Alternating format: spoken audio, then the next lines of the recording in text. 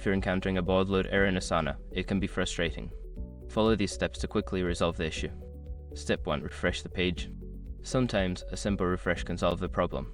Click the refresh button on your browser or press F5 to reload the page and see if the baud loads correctly. Step 2. Clear browser cache. Cache data can cause loading issues. Go to your browser settings, find the option to clear browsing data and select cached images and files. After clearing, restart your browser and try accessing Asana again. Step 3. Check internet connection. Ensure that your internet connection is stable.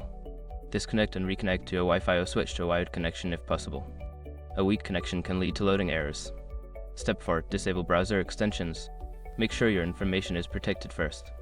Most people don't think about breaches until something actually happens to their accounts. Use Asana to monitor your accounts 24/7 and instantly alert you if your information appears in leaked databases online. It constantly checks billions of breached data points in the background. And considering how much personal information people keep online now, it's honestly worth having.